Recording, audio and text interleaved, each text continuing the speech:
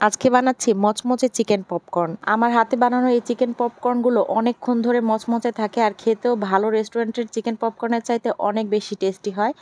আসলে রেস্টুরেন্টের চিকেন পপকর্নগুলো একটু পরেই নরম হয়ে যায়, আর আমার মেয়ের পছন্দ সুপার ক্রিস্পি একদম মচমচে চিকেন ফ্রাই। ওর জন্যই মূলত আমি এভাবে চিকেন পপকর্ন বানাই, আর এটা খেতে আমারও অনেক বেশি ভালো লাগে। ভিডিওটা দেখতে থাকেন, ইনশাল্লাহ আপনাদেরও ভালো লাগবে। যদি ভিডিও ভালো লাগে তাহলে প্লিজ আমার ভিডিওটা একটা শেয়ার দিয়ে দিবেন। অসংখ্য ধন্যবাদ আমার ভিডিওটা শেয়ার করার জন্য।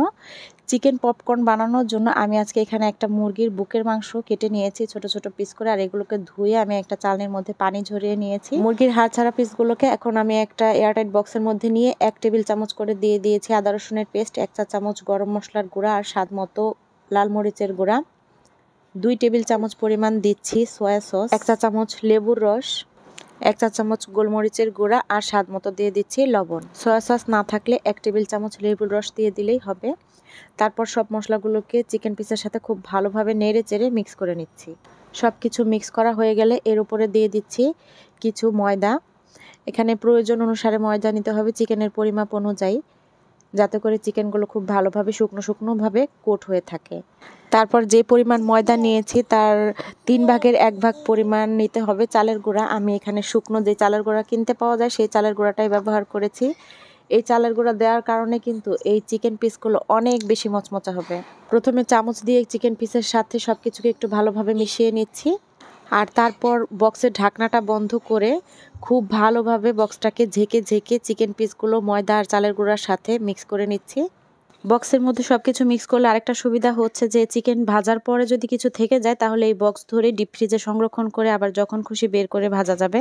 আর একটা একটা করে আলাদা আলাদাভাবে ময়দায় গড়ানোর প্রয়োজন হবে না, একসাথে অনেকগুলো চিকেন পিস তৈরি করে নেওয়া যাবে। দেখতেই পাচ্ছেন ময়দা আর চালের গুঁড়াগুলো সুন্দরভাবে চিকেনের গায়ে কোট হয়ে গিয়েছে। এখন এখান থেকে একটা একটা করে তুলে একটু ময়দা ঝেড়ে নিয়ে তারপর গরম তেলের মাঝে ভেজে নিতে হবে। চিকেন পিসগুলো তেলের মাঝে দেওয়ার আগে তেলটাকে কিন্তু খুব ভালোভাবে গরম করে নিতে হবে, না হলে চিকেনের মধ্যে তেল ঢুকে থাকবে, ভাজাটাও সুন্দর হবে না, ময়দাগুলোও ঝরে যাবে। আর দেখতেই পাচ্ছেন চুলার আঁচটা আমি একদম হাইতে রেখেছি। হাই হিটে এই চিকেন পিসগুলোকে ভেজে নিতে হবে, কারণ একে তো চিকেন পিসগুলো বুকের মাংস, এগুলো হাড় ছাড়া আর ছোট ছোট করে কাটা, এগুলো সেদ্ধ হতে খুব বেশি সময় লাগবে না। কম আঁচে ভাজলে কিন্তু ভিতরটা ড্রাই হয়ে যাবে, তাই এগুলোকে প্রথমে হাই হিটে আর পরে মিডিয়াম আঁচে ভেজে নিতে হবে। চিকেনগুলো খুব সুন্দর একটা সোনালী বর্ণ চলে আসলে আমি এগুলোকে তেল থেকে উঠিয়ে নিচ্ছি। এই চিকেন পপকর্নগুলো সাধারণ চিকেন পপকর্নের চাইতে অনেক বেশি মচমচে হবে আর খেতেও অনেক বেশি মজাদার হয়। আশা করছি আমার আজকের ভিডিওটা আপনাদের কাছে ভালো লেগেছে। ফেসবুক পেজ থেকে আমার ভিডিওটা দেখে থাকলে আমার পেজটা প্লিজ একটা ফলো দিয়ে দিবেন, আর ইউটিউব চ্যানেল থেকে দেখে থাকলে আমার চ্যানেলটা প্লিজ সাবস্ক্রাইব করে দিবেন। কে কোথা থেকে ভিডিওটা দেখছেন প্লিজ কমেন্ট করে জানাবেন।